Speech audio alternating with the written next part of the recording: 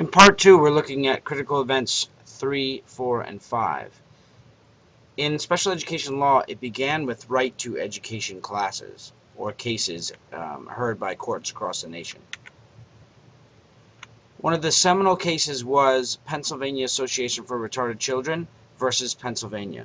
And in this case, it was about whether or not students should be able to be provided with a public education. At this point in time, many parents were providing private education for their children, but they felt that they were entitled to a public education, and the courts agreed. In the Mills versus District of Columbia Board of Education, it was about age. It was about who was receiving services. There was law that said 6 to 18 or school-age children, but this one opened up the doors to younger kids, preschool, and a little bit older, 18 to 21.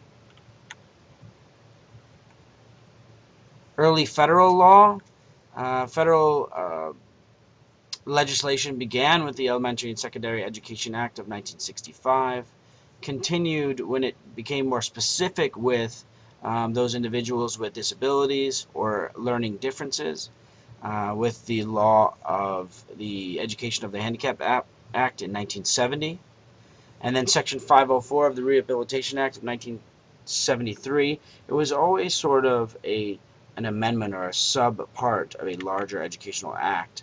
And then there were education amendments done in 1974. But this changed. And that's critical event number 4. More cases evolved, and then eventually we got to the case where it was Education for All Handicapped Children Act, which was specifically focused on individuals with disabilities and differences.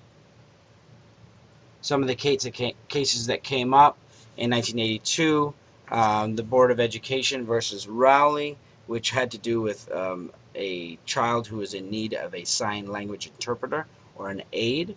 The Burlington versus Department of Education was a case that was focused on if a school could not provide the services, then the state had to actually pay for the education of those students. And then in Honig versus Doe, it was about individuals with disabilities or learning or cognitive differences being excluded from school as a result of their behaviors. And so that set precedent that said students could not be removed from the classroom, or students could not be removed or excluded from school due to their behaviors if it related to their disability. Okay, but one of the most important parts of this is all leading to the Education for All Handicapped Children Act, which ensured access to public education for students with disabilities. This is called a FAPE, a free and appropriate public education. And it stated that we hold that the state satisfies the FAPE requirement by providing personalized instruction with sufficient support services to permit the child to benefit educationally from that instruction. These all led to the IDEA, which is the current educational or special educational law. In 1986, there was the Handicapped Children's Protection Act. There was an Infants and Toddlers with Disabilities Act, which both talked about education, but they kind of led to this movement in the 90s that started in 1990 with the Individuals with Disabilities Education Act. It was re-amended in 1997 and has been sort of, again, re-amended or reassessed in 2004. And in the next video, we'll be exploring a little bit in depth of what the Individuals with Disabilities Education Act is.